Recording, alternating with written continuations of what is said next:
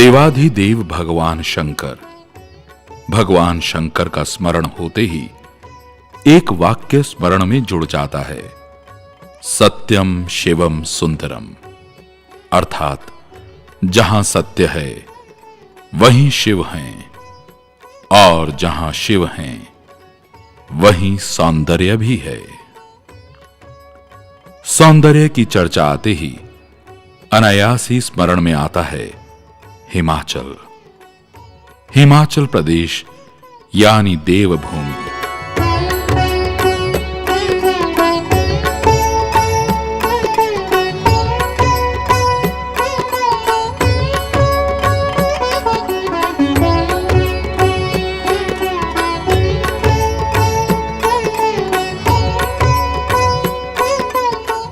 हिमाचल प्रदेश अपनी गरिमा, सुंदरता और पवित्रता के कारण देवनगरी के नाम से भी विख्यात है। एक ओर जहां हिमाचल में अनेकों शक्तिपीठ हैं, वहीं इसके अलावा यहां अनेक पौराणिक महत्व के देवालय और तीर्थ स्थल हैं। मणिमहेश नामक तीर्थ स्थल भी उन्हीं में से एक है।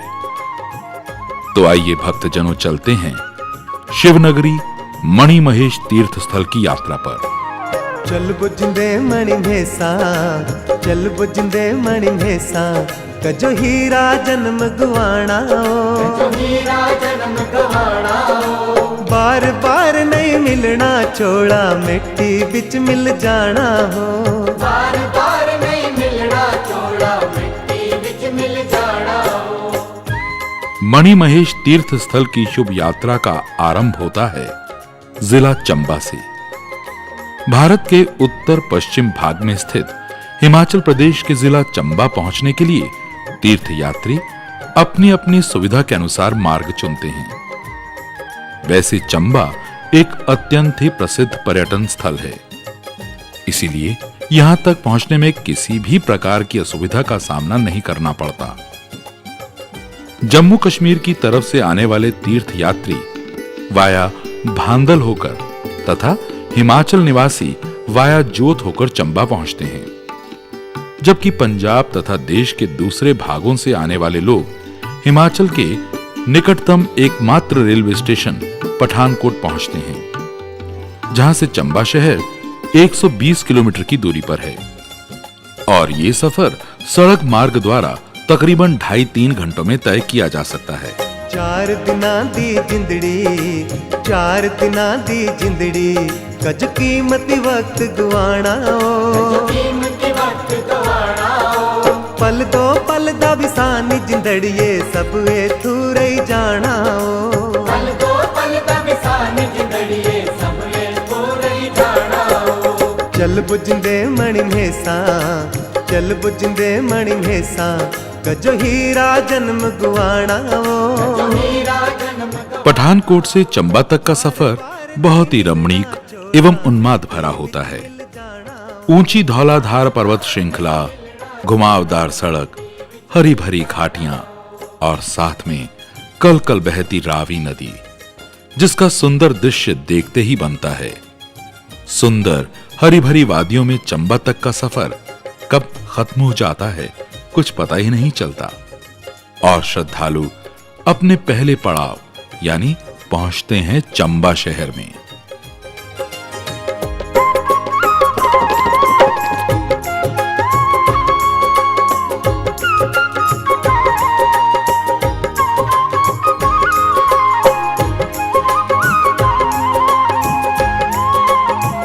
चंबा अपनी लोक संस्कृति एवं यहां होने वाले मिंजर के लिए पूरे विश्व भर में प्रसिद्ध है। रावी नदी के किनारे बसा सुंदर हरी भरी घाटियों से घिरा ये सुंदर शहर मानो प्रकृति ने अपने हाथों से संवारा हो। सभी प्रकार की मूल सुविधाओं से पूर्ण चंबा शहर के साथ ही सटा हुआ है चंबा का चौगान, जहां पर ऐतिहासिक मिंजर मेला होता है, जहां एक ओर लक्ष्मी नारायण मंदिर का वर्णन किए बिना इसकी सुंदरता अधूरी है। मैंने सत्य का व्रत अपनायो, मैंने सत्य का व्रत अपनायो, मन वांछित फल पायो, मन वांछित फल पायो। सत्यनारायण कृपा किए हैं, धन्य धान्य से पूर्ण किए हैं। सत्यनारायण कृपा किए हैं, धन्य धान्य से पूर्ण किए हैं। सत्य मार्ग दिखलायो, सत्य मार्ग दिखलायो। मैंने सत्य का व्रत अपनायो, मैंने सत्य का व्रत अपनायो। लक्ष्मी नारायण मंदिर में पहुंचने पर प्रथम दर्शन मां दुर्गा के होते हैं। इसके साथ ही गौरी शंकर व अन्य देवी देवताओं की मूर्तियां भी विराजमान हैं। इसके अलावा भी यहां अन्य देवी देवताओं के दर्शन होते हैं। चंबा से ही 8 किलोमीटर की दूरी पर ही एक और ऐतिहासिक मंदिर है जो कि मां चामुंडा को समर्पित है। इस मंदिर से सारे चंबा शहर का विहंगम दृश्य नजर आता है। चंबा के एक छोर पर ऊंची पहाड़ी पर बने इस मंदिर में पहुंचने पर ऐसा लगता है मानो साक्षात मां चामुंडा इस शहर पर नजर रखे हुए इसकी रक्षा कर रही हो।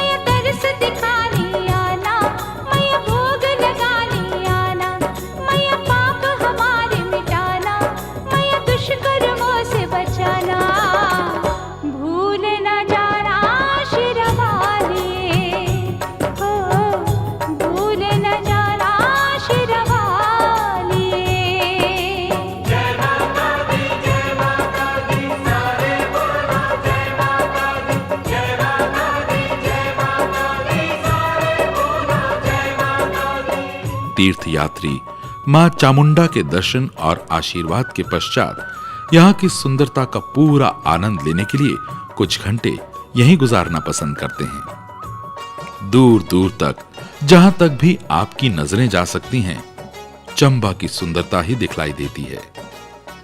मां चामुंडा के ऐतिहासिक प्राचीन मंदिर से विदा लेकर तीर्थयात्री आगे बढ़ते हैं।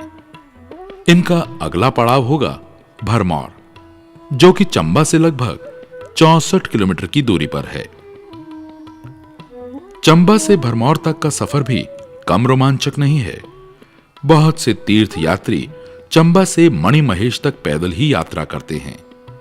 वैसे पारंपरिक मूल नियम तो यही है कि चंबा से मणिमहेश तक पैदल ही यात्रा की जाए, परंतु स्वास्थ्य, वृद्धावस्था या समय की कमी के चलते वाहनों से यात्रा करने में कोई बुराई नहीं है। मुख्य उद्देश्य तो बाबा मणिमहेश के दर्शन करना होता है। चंबा से 42 किलोमीटर दूर आगे चलकर एक छोटी सी बस्ती मिलती है जिसे डेहरा गांव कहते हैं। रावी नदी यहां भी आपकी हमसफर बनी रहती है। इस गांव से भरमौर की दूरी सिर्फ 27 किलोमीटर रह जाती है।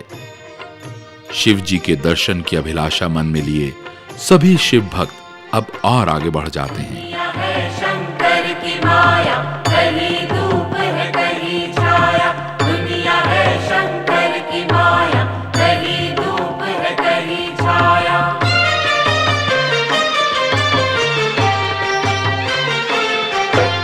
किस लिए डरता है प्राणी, शिव तेरा आधार है। ये सकल संसार मेरे भोले का परिवार है। दुनिया है शंकर। चंद घंटों बाद एक और पड़ाव आता है। ये है खड़ा मुख। कुछ पल यहाँ सुस्ताने के पश्चात तीर्थयात्री एक बार फिर आगे बढ़ जाते हैं। कर लो उसकी अर्चना, तुम सबकी सुध लेता है वो। जैसी जिसकी भावना वैसा ही फल देता है वो, वैसा ही फल देता वो। सृष्टि का आदि पुरुष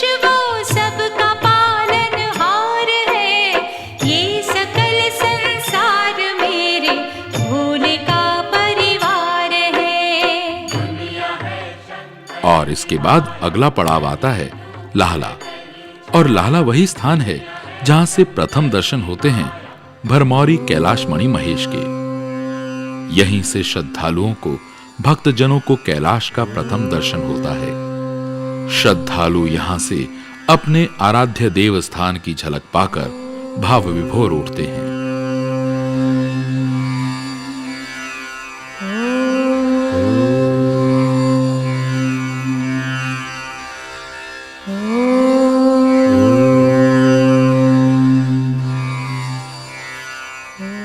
लाहला से ही मणि महेश का वास्तविक सफर प्रारंभ होता है।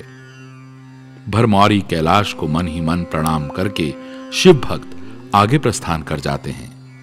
रास्ते में अनेक स्थानों पर तीर्थ यात्रियों के जलपान के लिए लंगरों की भी व्यवस्था रहती है, जहां पर शिव भक्त भोजन इत्यादि ग्रहण कर अपना सफर जारी रखते हैं।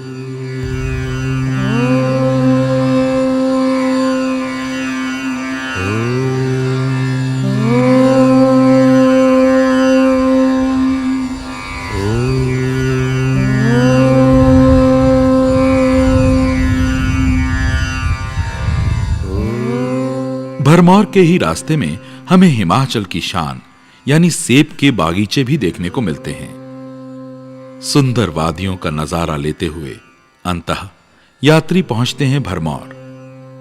जिला चंबा की मनोरम पहाड़ी की गोद में बसी हुई प्राचीनतम नगरी भरमौर। भरमौर जिसे मणि महेश का प्रारंभिक स्थान भी कहा जाता है। भरमौर के बारे में ऐतिहासिक रूप से कहा जाता है कि लगभग 6ठी शताब्दी से पूर्व राजा मेरू वर्मन के पूर्वजों ने पहाड़ी आंचल में पहुंचकर अपनी राजधानी बसाई थी, जिसका नाम ब्रह्मपुर रखा गया था। कालांतर में ब्रह्मपुर से बदलते बदलते इसका नाम भरमौर पड़ गया। भरमौर में पहुंचकर इंसान चारों ओर की प्राकृतिक छटाओं में खो सा जाता है। ऐसा लगता है मानो भगवान शिव में लीन हो गया हो। और वैसे भी इस स्थान को शिव की भूमि या शिव की गद्दी मानते हैं। अतः इसीलिए ही यहां के निवासी गद्दी कहलाते हैं, जिन्हें शिव के वास्तविक चेलों का नाम दिया गया है। शिव पूजा में मन लीन रहे, मेरा मस्तक और द्वार तेरा। शिव पूजा में मन लीन रहे, मेरा मस्तक और द्वार तेरा। मिट जाए जन्मों की तृष्णा, मिले भोले शंकर प्यार तेरा, प्यार तेरा। भरमौर की पहचान यहाँ का 84 मंदिर है। राजा साहिल वर्मन के राज में 84 सिद्ध महात्माओं ने श्री मणि महेश की तीर्थ यात्रा को जाते समय भरमौर में ठहरकर राजा के मान सम्मान में धुनी रमाई थी। अतः उन्हीं स्थानों पर राजा ने मंदिरों का निर्माण करवाया था, जिसके कारण इसका नाम 84 पड़ा है। 84 स्थल में प्रमुख मंदिर श्री मणि महेश का है।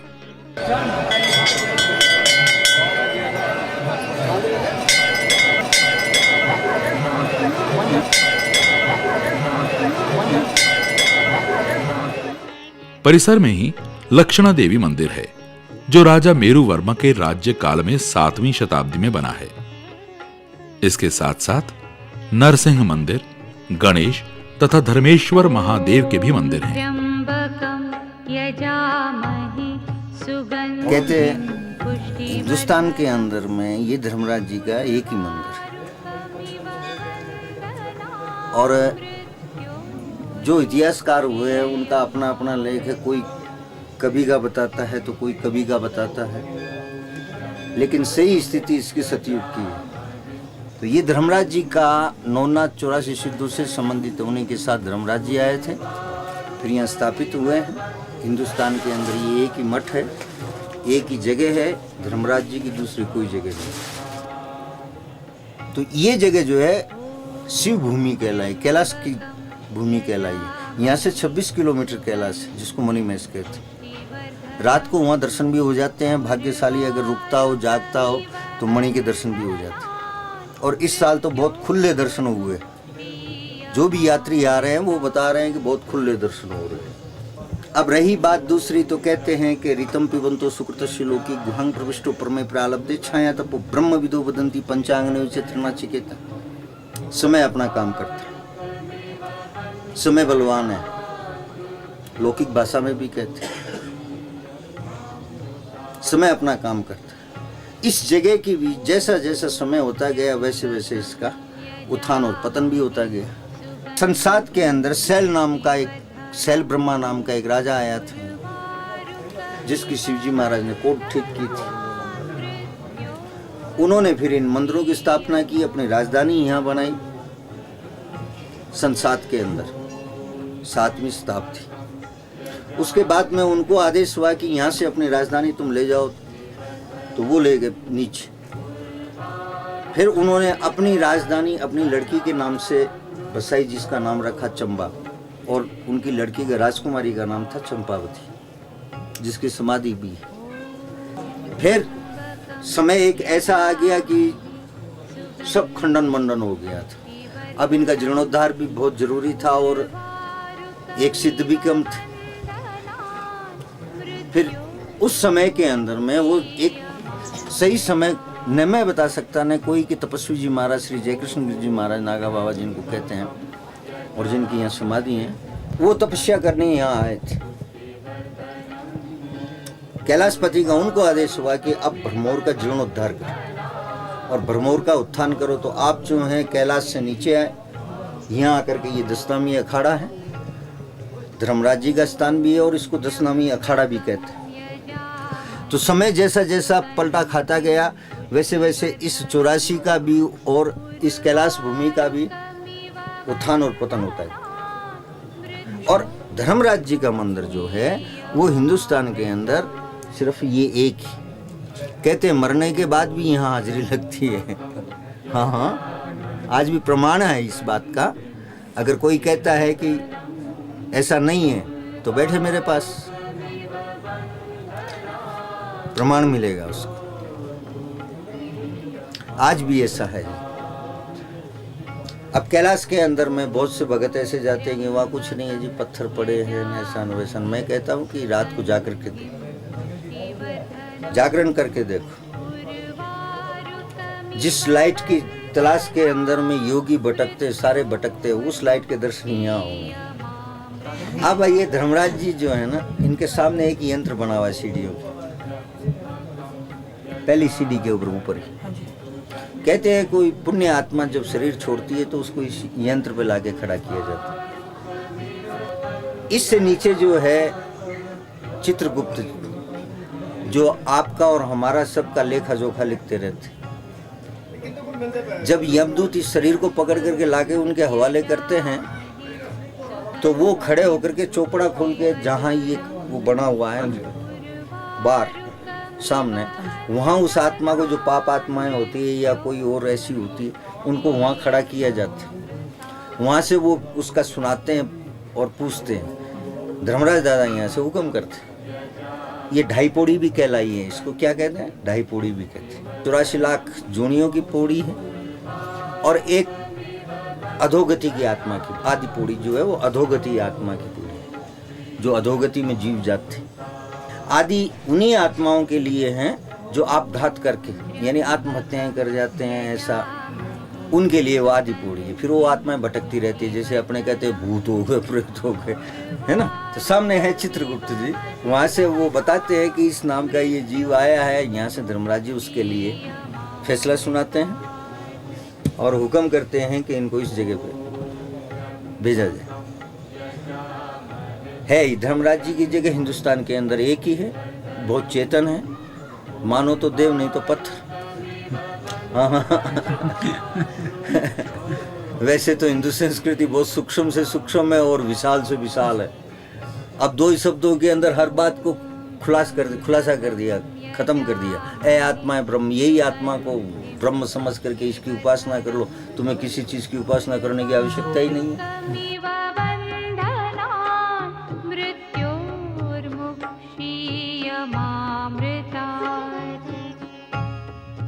ॐ त्र्यं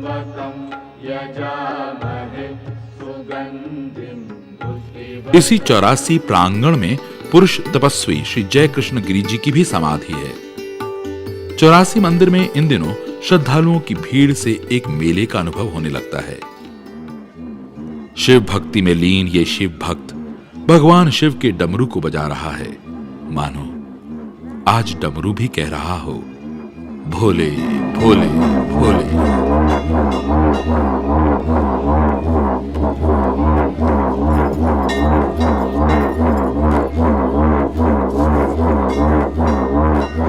यहीं पर शिव के चेले भी अपना विश्राम लेने के बाद आगे का सफर शुरू करेंगे। तुझ में खो कर जीना है मुझे, मैं बूंद हूँ तो एक सागर है।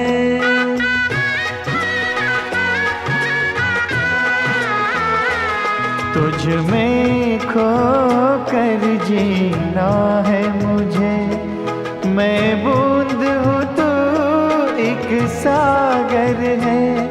तुझ बिन जीवन का अर्थ है क्या, मैं तारा हूँ तू अंबर है। तूने मुझको स्वीकार किया, क्या कम है ये उपकार तेरा, उपकार तेरा। शिव पूजा में रात के समय 84 मंदिर का दृश्य देखते ही बनता है। रोशनी में डूबा 84 मंदिर स्वर्ग की अनुभूति करवाता है। मिट जाए जन्मों की तृष्णा, मिले भोले शंकर प्यार तेरा, प्यार तेरा। शिव पूजा में मन लीन रहे, मेरा मस्तक और द्वार तेरा। एक अन्य पौराणिक मान्यता के अनुसार मणिमहेश की तीर्थ यात्रा पर जाने से पहले मां भरमणी देवी का आशीर्वाद लेने की भी परंपरा है। ऐसा कहते हैं कि मां भरमणी देवी का दर्शन किए बिना मणिमहेश की तीर्थ यात्रा अधूरी ही रहती है। माता भरमणी का दरबार भरमौर से लगभग 4 किलोमीटर उत्तर पूर्व की एक पहाड़ी पर है।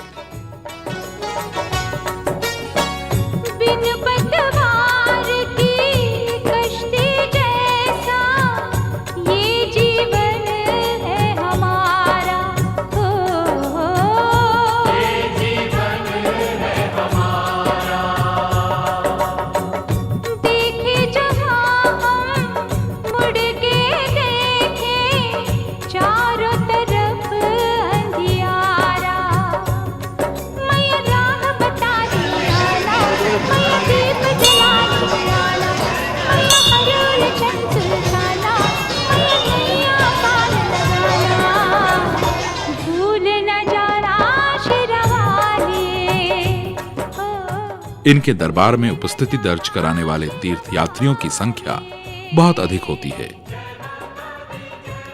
माता भरमणी के मंदिर के पास ही एक प्राचीन कंदरा भी है, जिसे मां भरमणी की गुफा कहते हैं। इसी गुफा के सामने एक कुंड भी है, जिसे ब्रह्मा कुंड के नाम से जाना जाता है। श्री मणिमहेश की तीर्थ यात्रा पर निकले श्रद्धालुगण इस कुंड में स्नान करते हैं। पर्वत के ऊंचे शिखर पर विराजमान माता भरमणी के दरबार से वादियों का खूबसूरत नजारा दिखाई देता है। ये दिलकश मंजर कभी न भूलने वाला अनुभव है। मणिमहेश की तीर्थ यात्रा का मार्ग ऐसा है कि तीर्थ यात्रियों को थकान महसूस ही नहीं होती। एक से एक लुभावने दृश्य और ठंडी हवाएं यात्रा की थकान और उकताहट काफी हद तक कम कर देते हैं। 84 मंदिर और मां भरमणी के आशीर्वाद के बाद समस्त तीर्थयात्री फिर आगे की यात्रा की तैयारी कर लेते हैं। अगला पड़ाव हटसर नामक स्थान होगा। हटसर श्री मणिमहेश की यात्रा का अगला पड़ाव होता है, जो भरमौर से 13 किलोमीटर की दूरी पर है तथा सड़क यातायात से जुड़ा हुआ अंतिम पड़ाव है। घुमावदार पहाड़ी रास्तों का अपना ही आनंद है। एक तरफ पहाड़ी और दूसरी तरफ गहरी घाटियां जो अपनी हरियाली के कारण शानदार लगती हैं।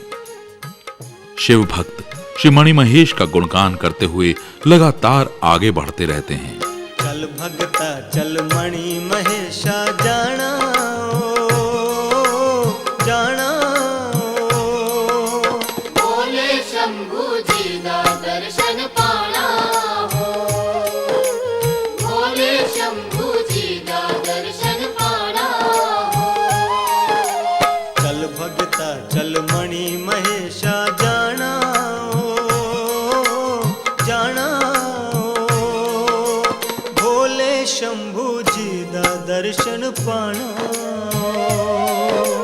भोले शंभू जी दा दर्शन पाना।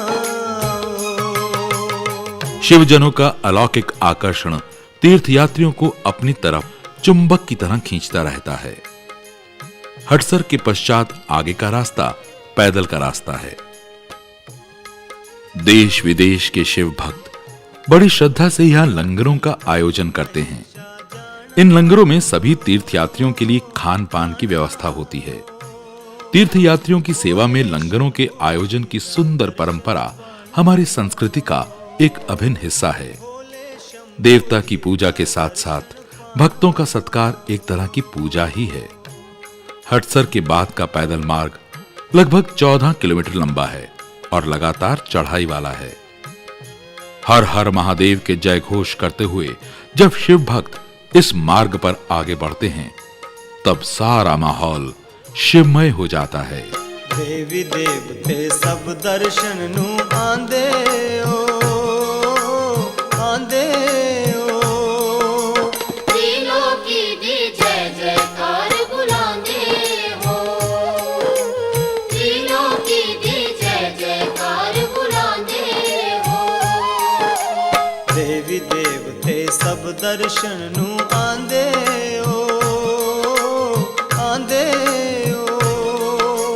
त्रिलोकी दी जय जयकार बुलांदे हो, त्रिलोकी दी जय जयकार बुलांदे हो। पैदल मार्ग पर तीर्थयात्रियों की सुविधा के लिए सरकार द्वारा घोड़ों, खच्चरों और कुलियों की भी व्यवस्था की गई होती है।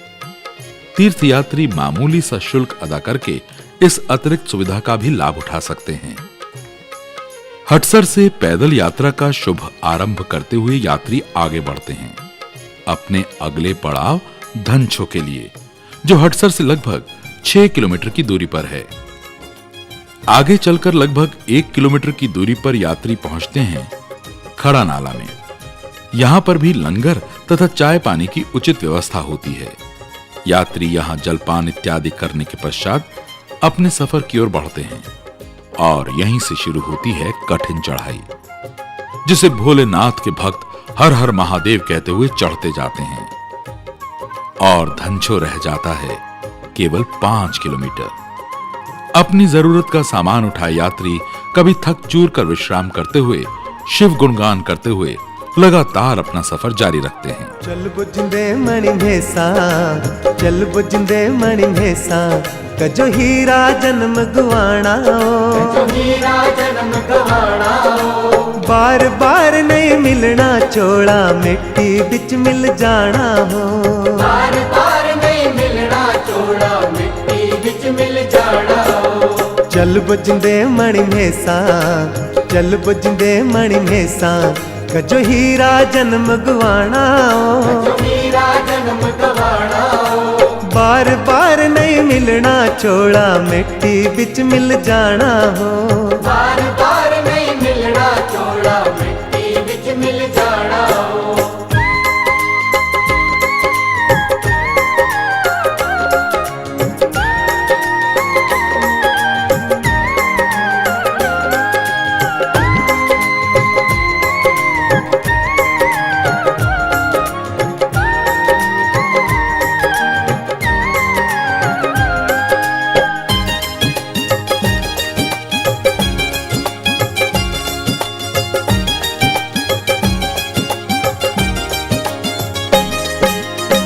शिवता मेरा भोला भाला, शिवता मेरा भोला भाला, रहंदा उच्चियां क्लासां फिरदा है मृग छाड़ा लपेटी, दुनिया दा रखवाला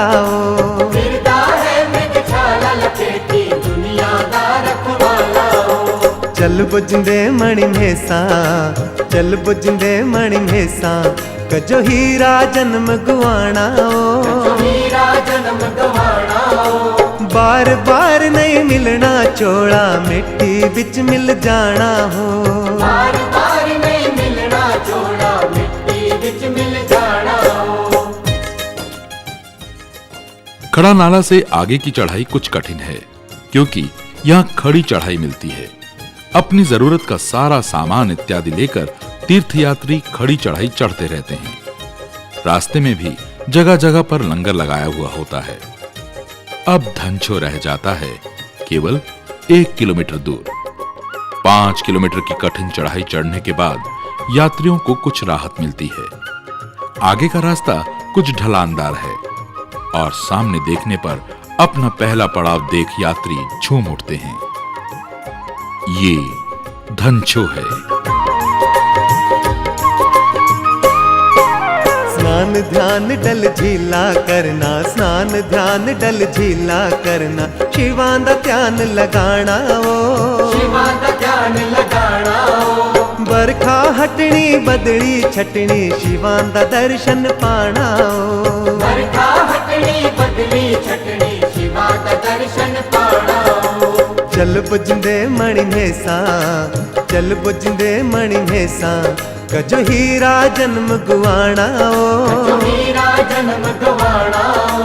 बार बार नहीं मिलना चोला, मिट्टी बिच मिल जाना हो। बार बार नहीं मिलना चोला, मिट्टी बिच मिल जाना हो। 6 किलोमीटर की लगातार चढ़ाई चढ़ने के पश्चात यात्री आखिरकार धनछो पहुंचते हैं। धनछो में पहुंचते ही उनकी थकान मानो छू मंतर हो जाती है।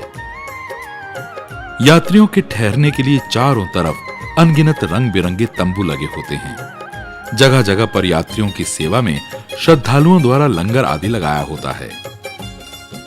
चारों तरफ बहता कलकल पानी, जिसमें स्नान करके लोग अपनी थकान उतारते हैं और जुट जाते हैं अपने रात्रि विश्राम के इंतजाम में। छोटे छोटे तंबुओं में रुके यात्री रात भर शिव गुणगान करते हुए सूर्य की पहली किरण का इंतजार करते हैं। मेरे नाथ हो भोलेनाथ तुम, मेरे नाथ हो भोलेनाथ तुम, जहाँ जाओ मैं वही साथ तुम, मेरे नाथ हो भोलेनाथ तुम, मेरे नाथ हो भोलेनाथ तुम, जहाँ जाओ मैं वही साथ तुम, मेरे नाथ हो भोलेनाथ तुम, मेरे नाथ हो भोलेनाथ तुम। और सुबह होते ही चल देते हैं अपनी मंजिल मणि महेश की तरफ, जो यहां से लगभग 7 किलोमीटर की दूरी पर है। धनछो से आगे मणि महेश के लिए 2 रास्ते हैं। एक रास्ता जो वांदर घाटी के नाम से जाना जाता है अत्यंत कठिन है, जबकि दूसरा नदी पार करके जो फुव्वारा मार्ग कहलाता है। अधिकांश श्रद्धालु नदी पार करके ही फुव्वारा मार्ग को अपने कल्याण का रास्ता मानते हुए मणि महेश के दर्शन के लिए इस पर चल पड़ते हैं। सुबह की पहली किरणों में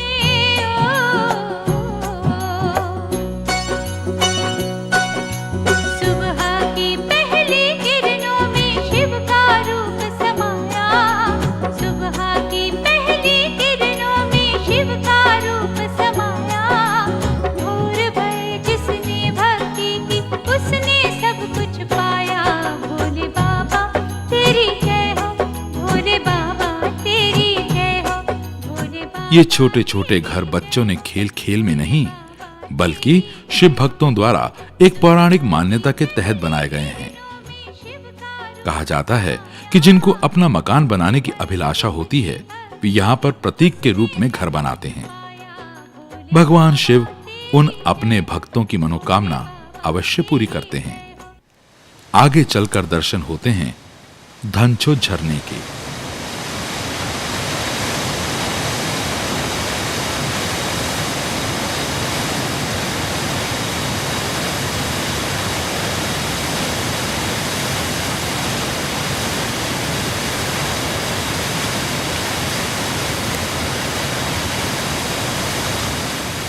ऐसा माना जाता है कि भस्मासुर को मारने से पहले भगवान शंकर ने इसी स्थान पर शरण ली थी।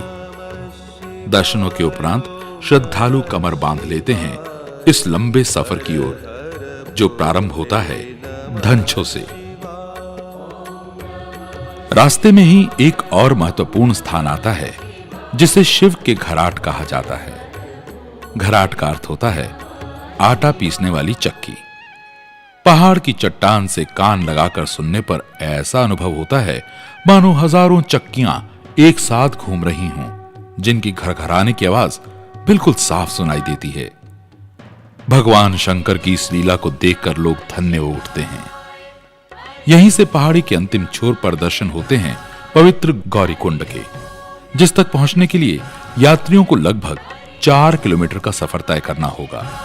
शिव कैलाशों के बसी धौली धारों के राजा, शंकर संकट हारी, ओ बाबा शंकर संकट हारी। शिव कैलाशों के वासी धौली धारों के राजा, शंकर संकट हारी, ओ बाबा शंकर संकट हारी। तेरे कैलाशों में योगी जो रमते, तेरे कैलाशों में योगी जो रमते, तेरे कैलाशों में योगी जो रमते, तेरे कैलाशों में योगी जो रमते, संत करे जय जयकारा, वो भोले बाबा संत करें। यात्रियों का अगला पड़ाव होता है सुंदरासी। सुंदरासी में भी शिव भक्तों की सेवा के लिए विभिन्न संस्थाओं द्वारा लंगर का पूरा इंतजाम किया गया होता है। सुंदरासी से आगे मणि महेश के लिए 2 रास्ते निकलते हैं। दाईं तरफ से जाने वाला रास्ता भैरों घाटी मार्ग कहलाता है, जो दूरी में तो कम है परंतु अत्यंत कठिन मार्ग है। अतः अधिकतर श्रद्धालु बाईं तरफ का रास्ता चुनकर पहाड़ी पर चढ़ते हैं। दूर तक फैली पगडंडियां और मणि महेश की पवित्र झील से स्नान की आस लिए शिव भक्त जयकारा बोलते हुए, गुणगान करते हुए इन लंबी पगडंडियों पर आगे बढ़ जाते हैं। चल मणि महेशा जो जाना भले माणुआ, चल मणि महेशा जो जाना, चल मणि महेशा जो जाना भले मानुआ, चल मणि महेशा जो जाना। भोले रा दर्शन पाना भले माणुआ, चल मणि महेशा जो जाना। भोलेरा दर्शन पाना भले मानुआ, चल मणि महेशा जो जाना। और पहुंचते हैं मां गौरी के पवित्र गौरीकुंड में। श्री मणि महेश यात्रा का अंतिम पड़ाव है गौरीकुंड। गौरीकुंड में केवल महिला तीर्थ यात्री ही स्नान करती हैं। पुरुषों के लिए यहां स्नान करना परंपरा के विपरीत माना जाता है। गौरीकुंड में भी यात्रियों की सुविधा के लिए तंबू और शिविरों की व्यवस्था होती है। गौरीकुंड में पहुंचते ही यात्रियों की सारी थकान मानो छूमंतर हो जाती है। गौरीकुंड में चारों तरफ यात्रियों की भरमार, चहल पहल के साथ अनगिनत रंग बिरंगे तंबू तथा भोले शंकर के आलाप के दृश्य देखने को मिलते हैं। ताई जो नसदा दूड़ुआ बापू लड़ते रहो लाई गुड़मुख ताई जो नसदा दूड़ुआ बापू लड़ते रहो लाई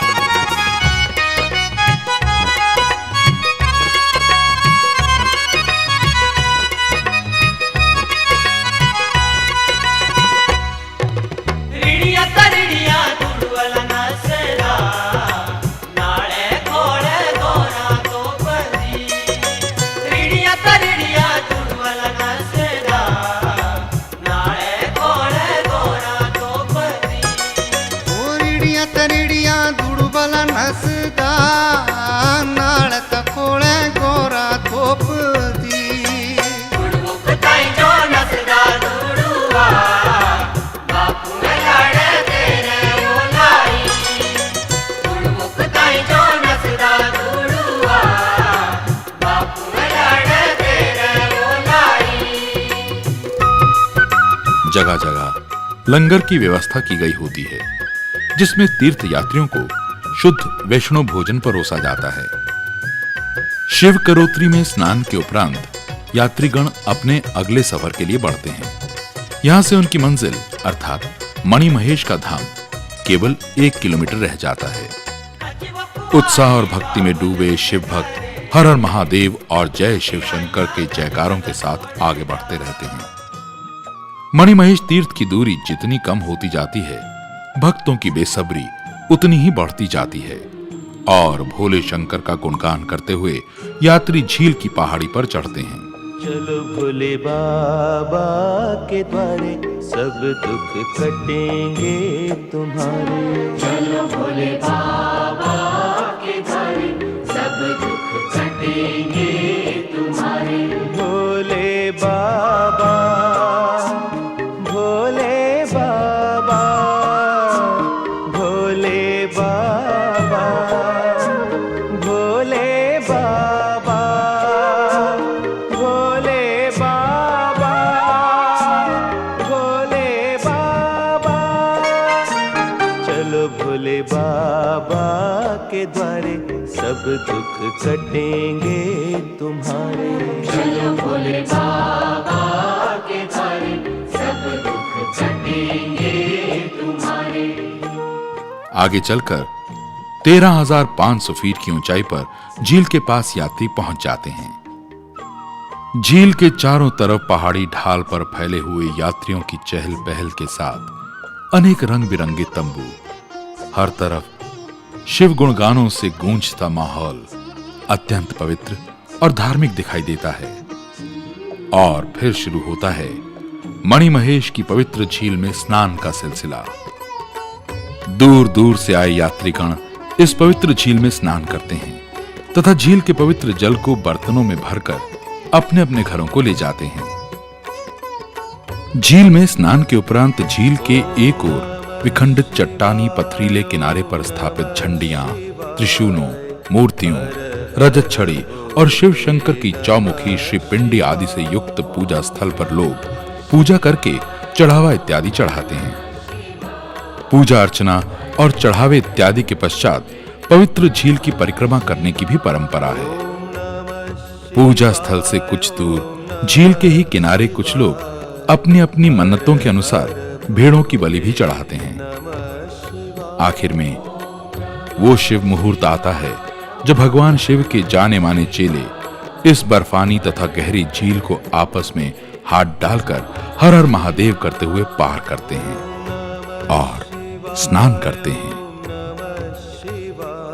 झील की परिक्रमा के पश्चात सभी तीर्थ यात्री बड़ी बेसब्री से उन बादलों के हटने की प्रतीक्षा करते हैं जो अक्सर ही भरमौरी कैलाश मणि महेश के शिखर को अपनी आगोश में छिपाए रहते हैं।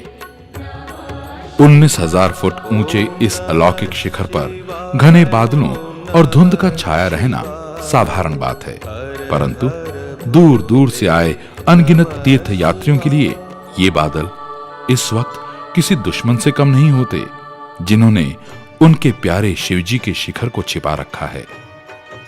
हालांकि ये बादल हटेंगे, धुंध छटेगी, लेकिन कब और कितने समय के लिए ये कोई नहीं जानता। इसलिए सिवाय इंतजार के और कोई उपाय नहीं है। लेकिन प्रतीक्षा की ये एक एक घड़ी कभी कभी कितनी बोझिल और उकताऊ साबित होती है, ये तो तीर्थयात्री ही जानते हैं। जागो जागो हे भोले बाबा, सबके संगी सर्व सहाय। जागो जागो हे भोले बाबा, सबके संगी सर्व सहाय।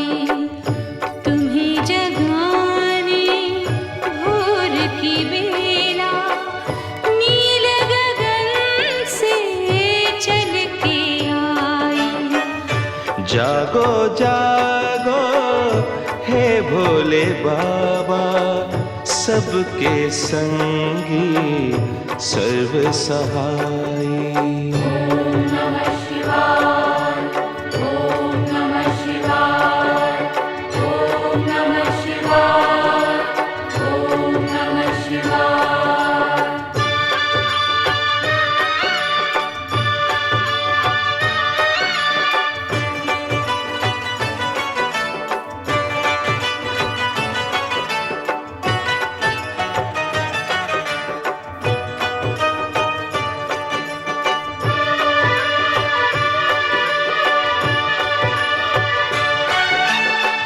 फिर से हुआ सूरज का फेरा, आने लगा किरणों का डेरा।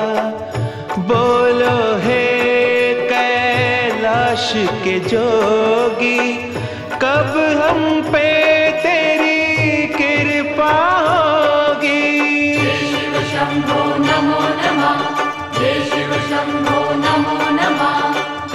तेरे मंदिर में भक्तों ने श्रद्धा की ये ज्योत जगाई। तुम्हें जगाने भोर की बेला, नील गगन से चल के आई। आखिरकार वो घड़ी भी आती है जब भरमौरी कैलाश मणिमहेश के शिखर पर छाए बादल एकाएक छट जाते हैं और फिर नजर आता है वो अनमोल और अनन्य नजारा, शानदार, गरिमामय, बेमिसाल, सुंदरतम और अलौकिक। यही है भरमौरी कैलाश मणिमहेश।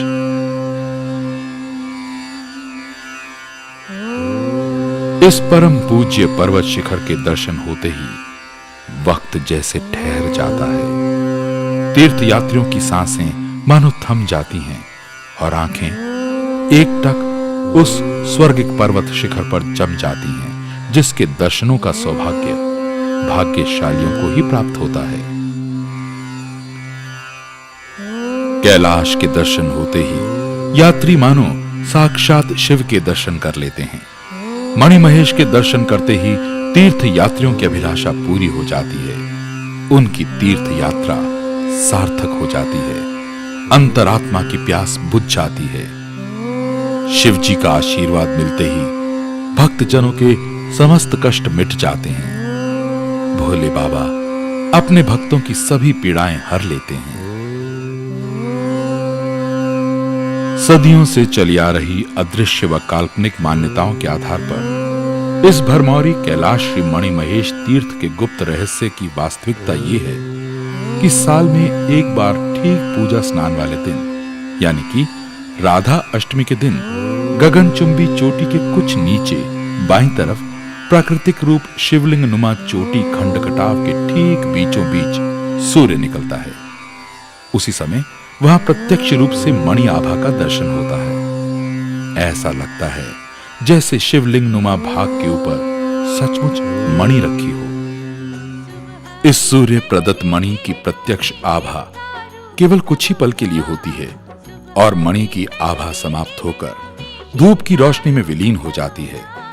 अतः इस तीर्थ का वास्तविक तथा अत्यंत महत्वपूर्ण यही वो क्षण है जब श्री मणि महेश के वास्तविक रूप का प्रत्यक्ष दर्शन होता है। इसी आधार पर इस तीर्थ का नाम मणि महेश पड़ा है। मणि महेश झील पर प्रतिवर्ष श्री मणि महेश तीर्थ का पावन पवित्र स्नान का मेला जन्माष्टमी से लेकर 15वें दिन राधा अष्टमी तक लगता है, जिसमें देश के हर भाग से लाखों तीर्थयात्री पवित्र स्नान कर कष्ट, रोग, पापों से मुक्त होकर मोक्ष की कामना करते हैं।